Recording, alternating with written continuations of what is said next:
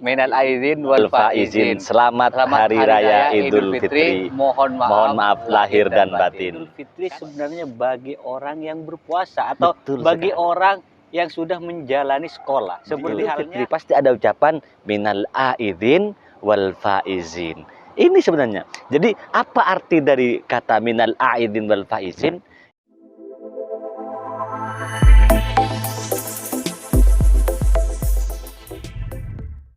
Bismillahirrahmanirrahim. Assalamualaikum warahmatullahi ta'ala wabarakatuh. Waalaikumsalam warahmatullahi ta'ala wabarakatuh. Senang sekali rasanya kita bersama channel Langgar Mesem di akhir Ramadan ini kita bisa podcast lagi, berbagi ilmu, berbagi pengalaman. Seperti biasa, saya bersama Razen. Di momen Fitri ini kita akan ngobrol santai, kupas tuntas tentang Idul Fitri. Karena momennya pas, besok kita akan merayakan Hari Raya Idul Fitri. Oke Razen, di momen ini mari kita bincang-bincang santai tentang apa sih Idul Fitri dan bagaimana Idul Fitri itu yang sebenarnya. Apakah kita fitrah yang seperti apa dan sebagainya. Mungkin bisa dimulai dengan Razen, silahkan kita bebas, santai, dan mengena obrolannya. Oke, kita mengalir aja langsung ya. Ya, seperti biasa ya, seperti biasa kita mengalir. Jadi biasanya kalau Hari Raya Idul Fitri itu orang mengartikannya adalah penutup dari puasa. Jadi rata-rata biasanya baju baru, pakaian baru, sandal baru, apa baru, semuanya baru. Semuanya serba baru ya. Betul, semuanya serba baru. Tapi jangan istri baru ya. Betul, itu nggak boleh.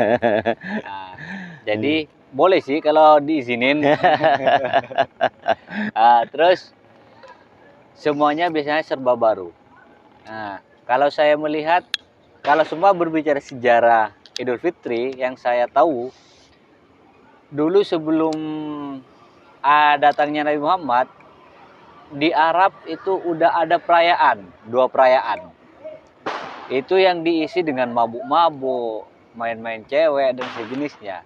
Tapi setelah datangnya Nabi Muhammad, 2 hari raya tersebut dipisah jadi 2. Hari Raya Idul Fitri dan Hari Raya Idul Adha. Di mana hari raya dipisah menjadi 2, sekaligus juga dimasuki makna-makna yang islami. Sehingga kalau semua kita tarik ke datangnya Islam ke Indonesia secara menyebar, di mana Sunan Kalijaga itu juga menyontoh itu menurut saya, di mana gamelan dibuat islami, di mana dulu tempatnya hura-hura, sehingga dengan adanya datangnya Sunan Kalijaga dan kawan-kawan dan para sunan-sunan yang lainnya, gamelan tiket masuknya adalah syahadat. Jadi hal yang baik ini kembali lagi ke budaya. Budaya yang buruk kalau bisa dipermak jadi baik, kenapa tidak? Rasulullah menyontohkan itu kok. Hari raya, kembali lagi pada hari raya, kembali pada baju baru. Menurut saya baju baru atau pakaian baru, sendal baru dan sejenisnya itu tidak wajib. Tetapi mungkin kalau saya memaknainya, yang baru itu adalah bagaimana kita terus memperbarui kebaikan kita, di mana sudah kita bahas sebelumnya kalau Ramadan ini ada sekolah untuk 11 bulan yang akan datang. Kita memperbaiki, membersihkan, melondri bagaimana menghadapi 1 bulan yang akan datang. Jadi kebahagiaannya adalah bagaimana kita udah bersih dari kotoran-kotoran untuk menjalani kebaikan-kebaikan yang akan datang. Dari puasa itu juga kita bisa menerapkan latihan-latihan puasa di hari-hari berikutnya. Kan ada puasa Senin Kamis, ada puasa dan puasa-puasa lainnya. Mungkin secara gamblang untuk sementara itu kita ngobrol ngalir aja. Artinya sejarah Idul Fitri ini muncul tidak lepas dari 2 hal tadi. Betul. Artinya tapi kalau kita menilik lagi bahwasanya pertama kali dilaksanakan Idul Fitri oleh Nabi itu yaitu pada tahun kedua Hijriah. Ya, betul. Artinya ada 2 kemenangan sebenarnya pertama kali pelaksanaan Idul Fitri. Yang pertama, waktu itu orang-orang Muslim di bawah pimpinan langsung Nabi Muhammad menang di Perang Badar. Yang kedua, menang berpuasa selama 1 bulan, melawan hawa nafsu dan sebagainya sehingga patut dirayakan. Maka dari itu Idul Fitri tak ubahnya adalah sebagai bentuk syukur. Syukur kepada Allah atas nikmat yang sudah diberikan, yaitu pertama bisa melaksanakan ibadah puasa selama sebulan penuh, atau kita bisa bersekolah di Ramadan kalau bahasanya Razen itu. Artinya yang baru-baru dari segi fisik ini hanya sunnah.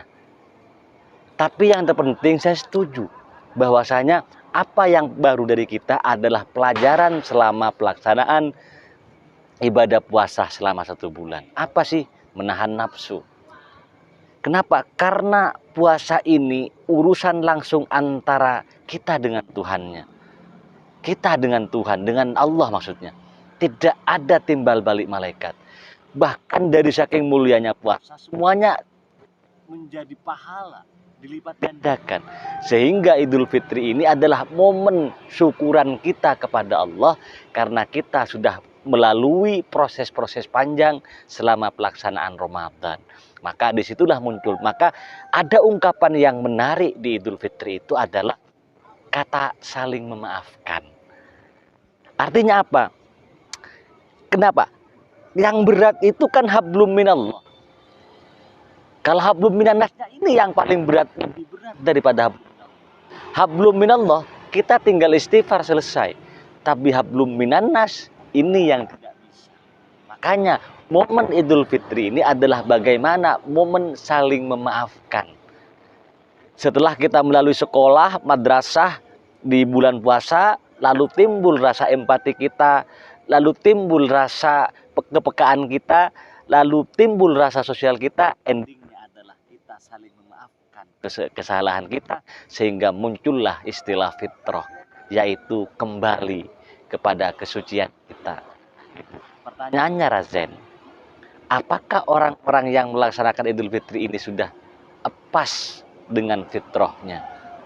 Ini kan yang menjadi pertanyaan sebenarnya. Benar. Seperti ini lagi, seperti yang kita bahas sebelumnya. Ini Idul Fitri sebenarnya bagi orang yang berpuasa atau Betul bagi sekali. orang yang sudah menjalani sekolah. Betul. Seperti halnya orang yang tidak sekolah, dia tidak akan lulus, tidak akan ada perayaan pelulusan atau wisuda. Tetapi orang yang udah sekolah, udah selesai, udah lulus, ini adalah perayaan bagi orang yang lulus sekolah sebenarnya. Lah ini maksud saya. Kalau yang tidak sekolah itu hanya ikut-ikutan saja, formalitas, sehingga yang dipentingkan adalah hal fisik atau sehingga harus baju baru atau apa. Padahal itu tidak wajib. Yang wajib adalah bagaimana hati kita selalu diperbaharui untuk ke ranah yang lebih baik, ke ranah yang lebih baik lagi. Ada yang saya menarik. Ternyata selalu ada 2 kebahagiaan, atau baik itu puasa dan Idul Fitri. Kalau semua puasa seperti yang kita bahas kemarin, kebahagiaan pertama adalah ketika kita buka puasa, dan kebahagiaan kedua adalah ketika kita udah ketemu Allah. Di Idul Fitri juga ternyata ada 2 kebahagiaan juga. Perang setelah perang Badar, yang kedua perang sudah bisa Melawan hawa nafsu atau lulus sekolah. Betul, itu. Nah, dan juga selain dari itu, menurut saya hubungan ini juga mempererat hablum minannasnya seperti yang dibilang tadi. Soalnya biasanya orang itu gengsi, apalagi dia udah punya jabatan atau apa, untuk minta maaf kepada yang lebih bawah. Itu susah kalau semua bukan di hari-hari lebaran. Lah, itu maksud Tetapi saya. ketika hari lebaran, hablum minannas saling memaafkan, itu saya minta maaf ya, dan sejenisnya, itu bagus banget. Sehingga gengsi itu mulai turun ketika lebaran. Tapi kalau semua di luar lebaran, kok tiba-tiba kamu minta maaf, jangan-jangan salah. Nah, tetapi kalau seumpama Idul Fitri, ini maaf atas semua kesalahan dan seterusnya. Ini saya ingat kepada seseorang, di mana waktu ada ngumpul-ngumpul dengan Rasulullah, ada sahabat Rasulullah yang sedang kentut. Nah, di mana sedang kentut di situ, semua orang bingung siapa ini yang kentut, dan bahkan ada omongan seperti ini. Lihat aja nanti waktu sholat, siapa yang uduk, dia pasti yang kentut. Akhirnya bijaknya Rasulullah Nah, setelah datang waktu sholat, lebih baik memperbarui udhu daripada tidak berudhu. Akhirnya Rasulullah mempraktekkan dulu berudhu. Akhirnya semua berudhu. Jadi tidak ketahuan siapa Yang kentut siapa yang ya. kentut. Nah, sama. Ini juga kalau semua tidak ada momen Idul Fitri atau juga yang maaf-maafan, maka orang kadang gengsi untuk minta maaf karena tiba-tiba minta maaf. Jangan-jangan. Tapi ketika ini sebenarnya mensamarkan orang agar gengsinya atau apanya mulai dihilangkan di situ. Ya makanya itu kan juga sesuai dengan sebenarnya sesuai sekali dengan apa yang kita bahas sebelumnya. Ending daripada puasa itu adalah la'allakum tattaqun, takwa. Itu yang pertama. Ketakwaan ini yang perlu kita syukuri kepada Allah dengan cara merayakan kemenangan sholat Idul Fitri. Yang kedua juga ada di situ adalah rasa sabar, ada rasa ikhlas. Maka setelah kita sebulan penuh berpuasa, endingnya ya ini, hablum minallahnya bagus, secara spiritualitas kita bagus, karena kan di Ramadan diajarkan bagaimana perubahan-perubahan. Artinya apa? Ada potensi baik dalam diri manusia yang itu bisa dibuktikan ketika puasa. Coba sampean bayangkan, dulu yang tidak biasa makan, ya biasa makan pagi, duhur makan, ternyata dirubah makan sahur itu bisa. Dulu yang tidak biasa bangun malam, di bulan puasa bisa bangun malam, sekalipun hatta untuk bersahur, tapi kan bagian dari ibadah. Maka ini sebenarnya momen yang pas dirayakan. Gitu. Terus gimana? Maka momen itu yang perlu dirayakan. Apa yang kita dapatkan dari hablum minallahnya dengan takwa itu, hablum minannasnya dengan menghilangkan sifat-sifat kemarahan kita, timbulnya sikap-sikap ikhlas kita, ini yang perlu dirayakan. Makanya di Idul Fitri pasti ada ucapan minal aidin wal faizin. Ini sebenarnya. Jadi apa arti dari kata minal aidin wal faizin? Ya semoga kita menjadi orang-orang yang beruntung, pemenang lah. Kembali menjadi orang-orang pemenang dan faiz. Jadi menang melawan hawa nafsu, menang melawan setan, menang melawan semua sikap ketidakbaikan kita, sehingga momennya adalah dirayakan bentuk syukur dengan pelaksanaan Idul Fitri. Maka maaf memaafkan menjadi ending, titik puncak dari adanya Idul Fitri, di samping kita melaksanakan sholat Idul Fitri itu sendiri. Benar sekali. Sebelum dilanjut, ini saya informasikan kita ngobrol-ngobrol di depan Masjid Jami, ya, di mana masjid bersejarah banget di Sumeneb khususnya itu. Nah, sehingga kalau ada suara-suara knalpot yang agak berisik ya seperti tadi, itu mohon dimaklumi. Nah, dan di sini juga kalau seumpama Idul Fitri nanti sholat berjamaah juga di sini sampai ke sini-sini juga. Banyak yang sekali kita duduki ini jadi tempat sholat Aid nanti. Nah, kembali lagi ke obrolan kita. Yaitu artinya saya kan banyak sekali fenomena-fenomena yang terjadi. Betapa banyak orang, mohon maaf, tidak berpuasa, tiba-tiba pakai baju baru, hadir ke musola, hadir ke masjid, ikut sholat. Ini kan tidak logis. Makanya fitrah ini, gitu ya, apakah kita sudah pas merayakan Idul Fitri itu? Benar. Tapi gini, menurut saya tetap akan ada perbedaan. Gini, kalau seumpama dalam pandangan secara mata, oke, semuanya sama.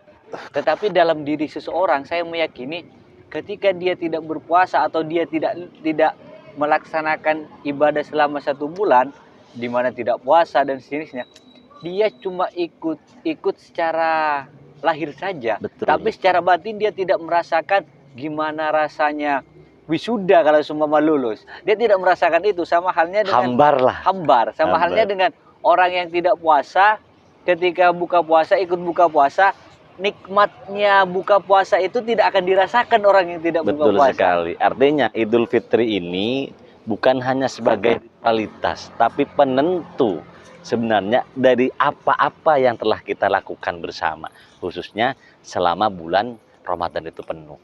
Kan kayak gitu. Maka kembali ke konteks fitrah ini. Jadi bisa saja, katanya Razen, kita bisa saja melaksanakan sholat Idul Fitri. Kita bisa saja datang ke musola, bisa saja datang ke masjid, ke surau, lalu sholat bersama-sama. Tapi fitrahkah kita? Kenapa?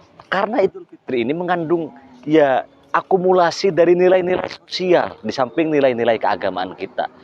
Spiritualitas kita sudah jelas. Maka bentuknya dibuktikan dengan adanya zakat fitrah misalnya. Ini kan penentu, penyuci. Jadi harapannya kita sudah lahir kembali menjadi suci. Lahir kembali menjadi manusia yang terlepas dari segala kesalahan setelah adanya madrasah kalau bahasanya Razen. Maka selanjutnya adalah bagaimana penerapan nilai-nilai itu setelah Idul Fitri ini dilaksanakan. Jadi Idul Fitri kita akan bertambah kalau masih ada dengki di dalam diri kita. Idul Fitri kita tidak akan ada artinya apa-apa kalau masih ada caci maki yang menggumpal di hati kita. Maka Idul Fitri adalah identik dengan kesucian. Baik suci kita secara zahir, lebih-lebih secara batin. Lepas dari sifat-sifat kejelekan kita, lepas dari sifat-sifat kemunafikan yang ada dalam diri kita. Anggaplah penghapusan lah. Gitu. Benar. Gitu. Jadi kembali lagi sebenarnya Idul Fitri ini adalah awal kita ke depan. Kalau seumpama saya ingat cermin teorinya Al-Ghazali tentang cermin itu, cermin kita ini cerminnya udah dibersihkan, bersih. Jadi bagaimana cara merawat cermin untuk kedepannya? Apakah cermin itu akan kotor dibiarkan saja atau kotor kita hapus? Nah, jadi ini adalah awal bagaimana untuk kita hidup ke depan. Nah, yang susah itu bagaimana kita menjaga hidup ke depannya itu. Anggaplah menerapkan. Walaupun yang kita ngomong belum tentu bisa loh ya. Betul itu. Makanya kita lagi berbagi pengalaman dan keilmuan. Yang baik kita ambil, dan ini juga menjadi muhasabah bagi kita agar kita mampu menerapkan nilai-nilai yang ada di bulan Ramadan, menerapkan nilai-nilai positif yang ada di Idul Fitri. Betul. Kayak gitu, biar kita masuk di hari kemenangan gitu. Jadi walaupun kita omongin ini belum tentu kita praktikkan semua, cuman kita berusaha untuk lebih baik aja. Iya, kalau semua nggak bisa, ya berarti belum bisa. Tapi proses lagi. Tapi dibaksa harus bisa rasanya. Kenapa? Karena ending dari kita adalah anfa'uhum linnas. Yang banyak manfaatnya, yang banyak positifnya. Kayak gitu. Khairun nas anfa'uhum linnas, kayak gitu. Jadi sebaik-baik manusia adalah yang banyak manfaatnya. Ketika bicara manfaat berarti adalah nilai-nilai positif. Itu seperti itu. Betul. Iya, gini. Maksudnya gini, walaupun kita tidak bisa, kita berusaha. Jadi yang dilihat adalah prosesnya. Tetapi ketika dia tidak bisa dan dia tidak berusaha, di situ yang salah. Betul. Tetapi ketika kita berusaha nggak bisa, berarti kita proses aja terus. Nah, yang jadi bukan masalah hasil itu menurut saya bonus, tapi kita proses untuk yang jadi lebih baik, jadi yang lebih baik. Tetapi ketika udah nggak ada usaha, udah nggak bisa, nggak ada usaha, itu yang bahaya. Artinya kayak gini, ayo kita kembalikan makna Idul Fitri ini pada porsi yang tepat. Apa porsi tepat? Kita fitrah, kita menjadi suci. Yang suci lahir batin, terlepas dari segala apapun itu. Artinya setelah Idul Fitri, mari rasa apapun yang ada dalam kita, ayo kita maafkan, kita leburkan semua. Dulu yang tidak bisa maafkan, kita bisa. Di Ramadan bisa kok, masa di Idul Fitri kita nggak bisa? Benar. Gitu. Nah, ini sekarang coba kita ngobrol tentang budaya Idul Fitri di daerah kita. Ya, itu menarik sekali. Dan bahkan semuanya lah tentang baju baru atau apa. Menurut saya di sini uniknya dia, kalau di Sumeneb ya, nggak tahu kalau cuma di Pamekasan, Sampang, dan Bangkalan. Biasanya kalau di kota-kota kan, kalau Idul Fitri, itu baju dan sejenisnya itu murah. Tambah murah, ada diskon. Tapi kalau di Sumeneb itu beda. Sebaliknya, kalau udah deket Idul Fitri mahal. Gimana itu menurut jenengan? Ya itu analisis bisnis itu. Itu bukan kapasitas kita menganalisa, karena itu lebih pasnya adalah mindset bisnis itu. Mungkin karena ini dianggap momennya pas, mungkin analisa bisnisnya kalau Idul Fitri orang berlomba-lomba untuk beli baju baru. Wah, ini hukum pasar ini.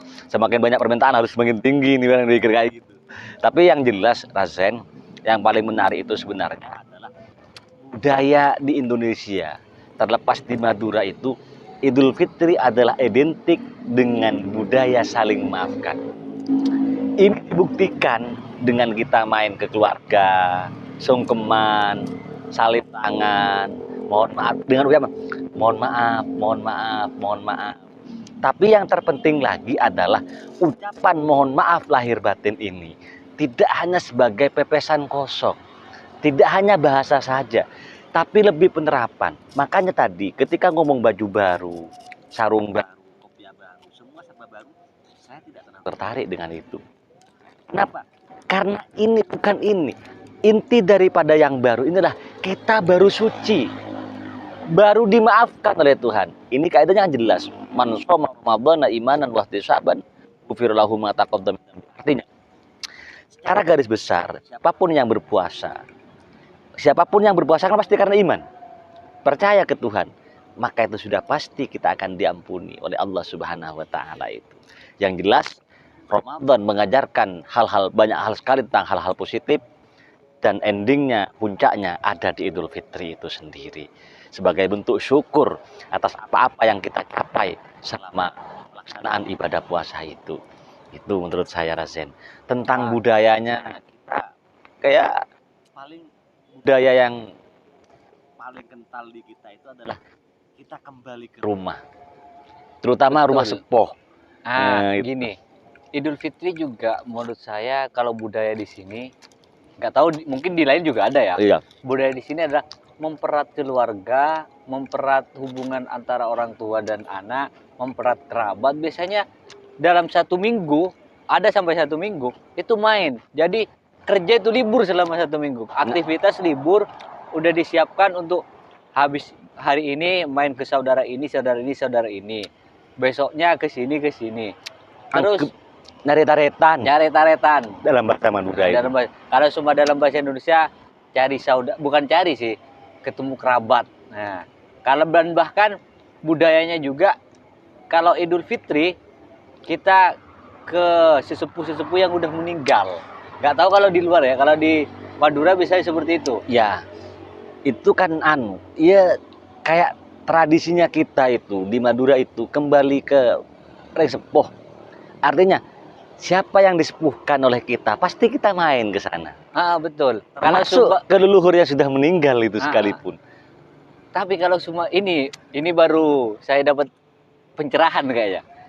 Kalau semua ditarik ke situ, berarti secara tidak langsung, mungkin secara kita tidak sadar, kita kenapa ke sana? Sebenarnya itu ada tarikan menurut saya bahwa kita secara otomatis sadar kalau kita kembali kepada orang tua atau kembali sesepuh yang udah meninggal. Karena kenapa? Karena kita lahir dari mereka, awalnya kita adalah suci, awalnya kita adalah fitrah. Sehingga secara otomatis walaupun tanpa disuruh, secara otomatis kita pergi ke sesepuh, dan bahkan kalau semua sesepuh-sesepuh yang udah meninggal, kalau sesepuhnya masih hidup, kita dahulukan yang sepuh-sepuh dulu. Ya kan di Madura tidak ada ceritanya di Lebaran itu yang muda yang main sama yang tua yang main sama yang muda. Pasti yang muda yang mencari yang lebih tua. Jangan-jangan dulu seperti itu ya. Apa yang disadarkan, tapi kita kan cuma mengikuti kebiasaan. Karena seperti itu, jadi ngikut saja. Ya, kembali ke ini, yang terpenting itu sebenarnya adalah ungkapan itu. Tadi yang saya sampaikan, minal aidin wal faizin. Kan harapannya kayak tadi, apapun yang kita bahas melalui budayanya, nilai spiritualnya, esensi Idul Fitrinya adalah termaktub dalam minal aidin wal faizin. Yaitu kita termasuk sebagian orang-orang yang aid. Kembali. Minal aidin itu. Kembali dalam konsep apa ya? Kayak tadi. Kembali dalam konsep kita sebagai manusia. Yang kalau bahasa Zen kita mulai lahir suci, tidak hanya itu, minal aidin wal faizin. Kita juga menjadi orang-orang yang beruntung.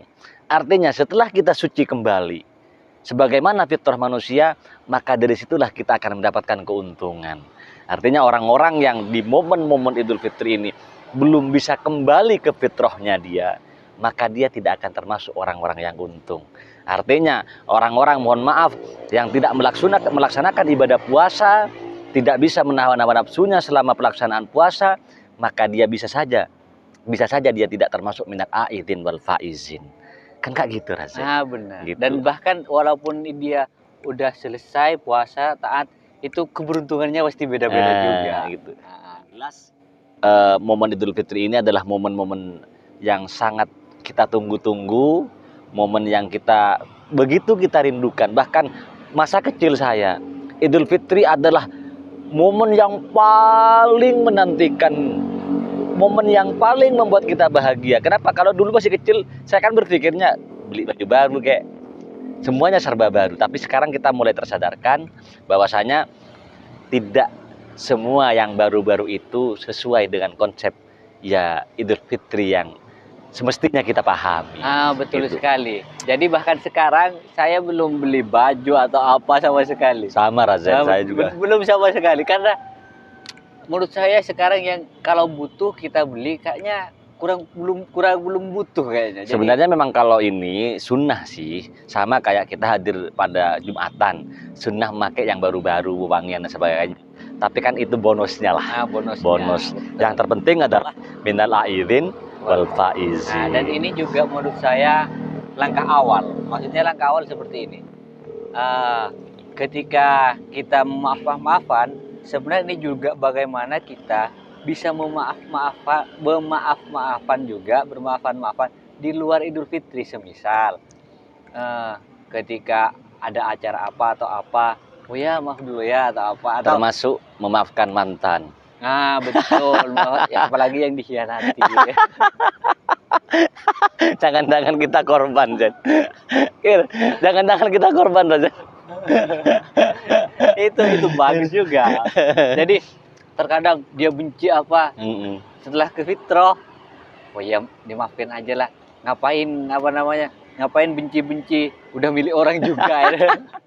Dan bahkan ya, kalau coba dalam teori psikologi itu, kalau kita benci seseorang atau kita tidak suka sama seseorang, bukan seseorang itu yang akan jadi lebih buruk, tapi kita yang akan jadi lebih buruk. Karena kita semakin tersiksa dengan perasaan kita itu. Betul. Jadi bukan orang lain, tapi diri kita sendiri. Jadi sebenarnya kalau kita tidak benci atau iri sama seseorang, yang baik itu adalah diri kita sendiri. Betul sekali. Artinya, ayo kita fitrah ini kita pahami tidak hanya dalam konteks Idul Fitri ini, tapi lebih kontekstual terhadap mantan-mantan yang para jomblo-jomblo yang dikhianati itu, tolong mantannya dimaafkan biar hidupmu tenang.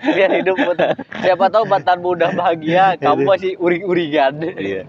Oke Razen, mungkin kita cukup ya Razen. Cukup. Semoga nanti di momen-momen yang lain kita bisa ngobrol lebih mendalam, lebih pas, dan syukur-syukur juga ada teman-teman netizen yang pengen bisa ngobrol nanti nimbrung dengan kita. Mungkin di Idul Adha nanti ada teman-teman yang pengen ngobrol, komen aja. Kita welcome terhadap para netizen, karena kita sifatnya adalah berbagi pengetahuan, berbagi pengalaman. Tidak semua pengalaman yang kita alami adalah baik, pasti banyak buruknya juga. Tidak semua apa-apa yang kita ketahui semua, pasti juga ada keterbatasan keilmuan kita. Mungkin ada statement closing, Zen? Kalau dari saya sih,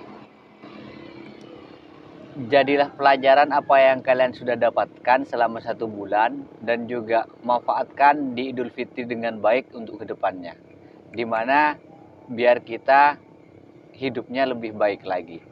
Seperti itu sih. Kalau dari saya yang terpenting itu menambahkan saja, jadikan momen Idul Fitri itu adalah muhasabah, menghitung-hitung diri kita, sudahkah kita kembali ke fitrah sebagaimana benar-benar diharapkan oleh Allah, dan pantaskah kita sudah merayakan Idul Fitri. Ayo kita be positif, jadi lebih baik dan terus menjadi lebih baik. Mungkin ya cukup ya. Cukup. Biar seperti banyak-banyak di TV-TV dan seterusnya seperti ini. Oh iya. Minal aidin wal faizin. Selamat Hari Raya Idul Fitri. Mohon maaf lahir dan batin. Sampai jumpa lagi. Sampai jumpa lagi.